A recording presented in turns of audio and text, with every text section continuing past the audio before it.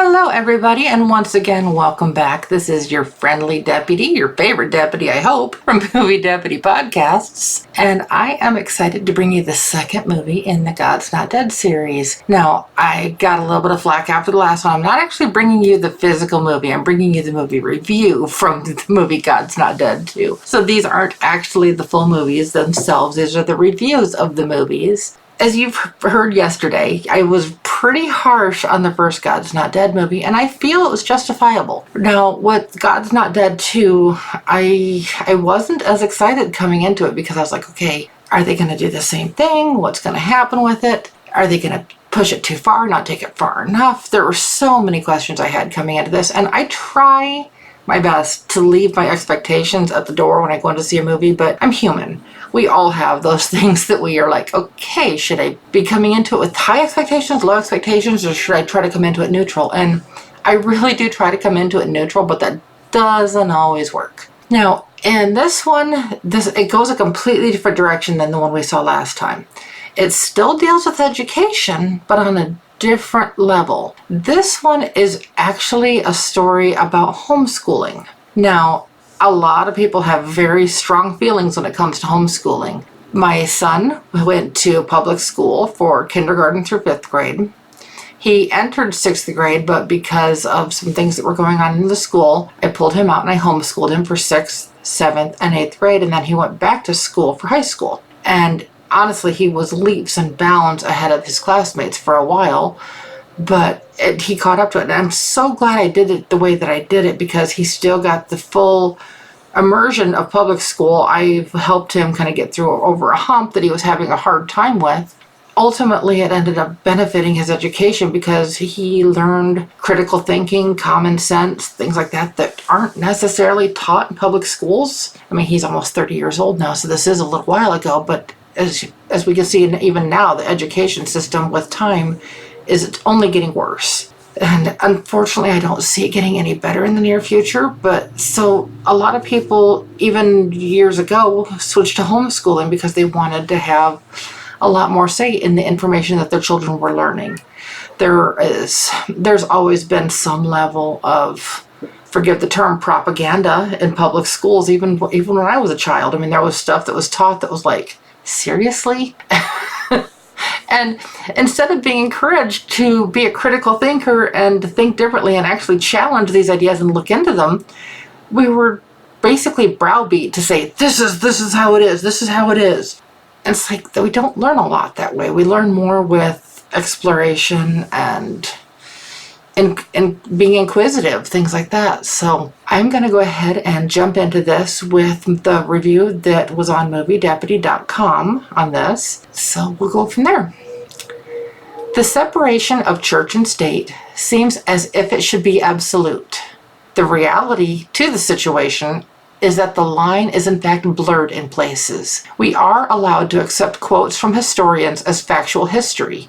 But when it comes to quotes from any theological sources, there is always question to the validity of them purely based off of their views. Why are non-theological sources seen as more credible than theological ones? This story delves into that and more.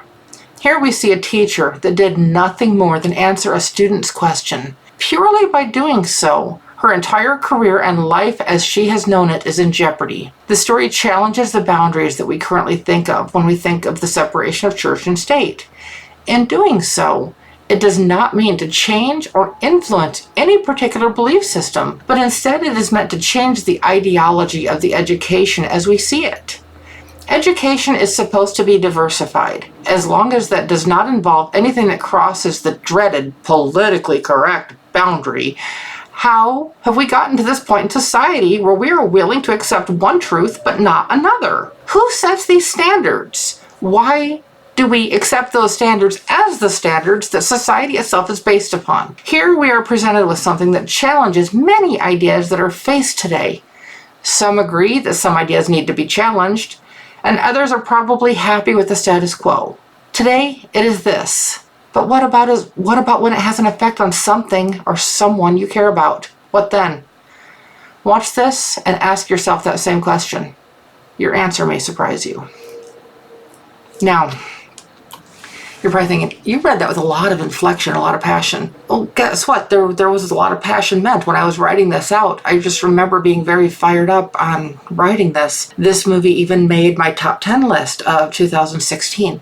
And you may be thinking, okay, if you gave the first God's Not Dead movie a 4, how did this one get on your top 10 list? It's because it takes the idea in an entirely different direction than, like I said, the first one. They both deal with education, but here, like I was just discussing in the review itself, the theological sources that we consider as factual from one side, from one thing and not the other. It's like, how does that work? So it's not just faith on trial, it's education on trial, it's the whole bit. And there's some really powerful quotes in this movie. One of them is, it's a common quote. I've heard other people say it, and I don't know exactly where it originated. I probably maybe should have researched that a little bit, but I didn't. But it says, I would rather stand with God and be judged by the world than stand with the world and be judged by God. Now, like I said, I've heard that saying many times over the years, and honestly, until I saw this movie, I understood the grasp. I can't talk. I grasped the weight of the quote, but it wasn't until this movie that you completely feel that. Hi, Storms. Sorry, as I always apologize for my kitties in the background. They will always have a part in my life and in my podcast because they're my little posse members, and they help mommy and they keep me company.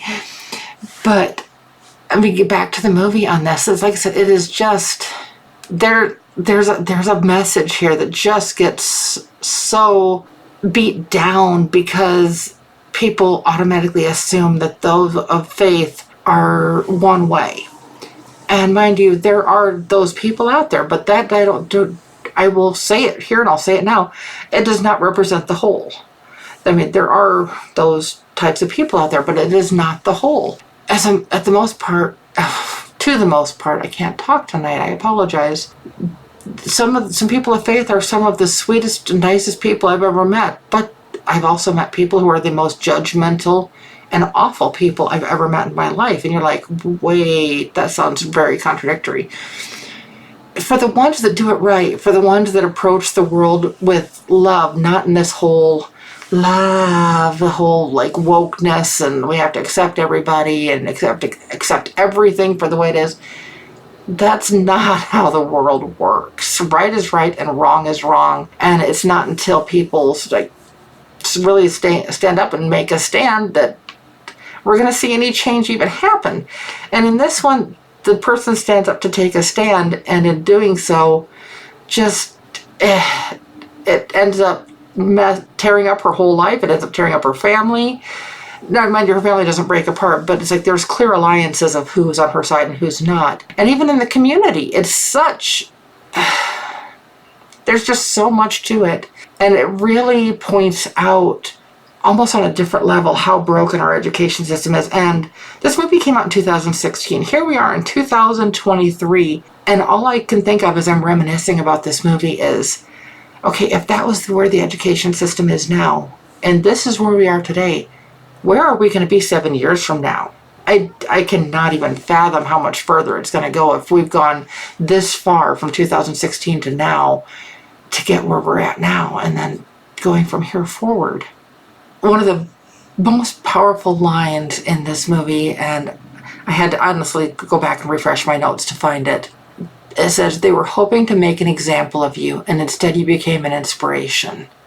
That is this movie in a heartbeat. I mean, it is just, this movie was meant to make an example out of, or the court system tried to make an example out of this teacher and out of this family.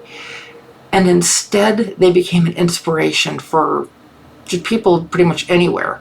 It's a very powerful story that truly indicates that it's not the squeaky wheel that gets the grease, it's the nail that sticks up that gets hammered down. And that message can be taken in both a positive and a negative light, depending on how you look at that. So it's kind of a unique perspective on that. But this one, I actually did give an 8 on the movie Deputy scale, so an 8 out of 10. This one, it's the only God's Not Dead movie that I gave an innocent rating to.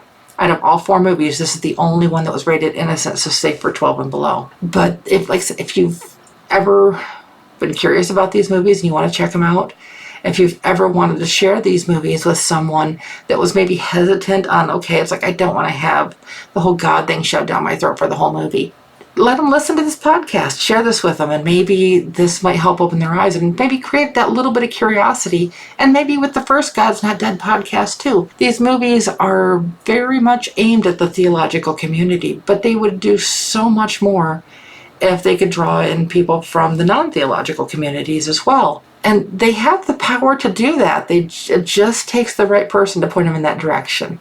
So I am so excited to be able to talk to you about these movies. And stay tuned for tomorrow for God's Not Dead, Light in the Darkness. Bye-bye.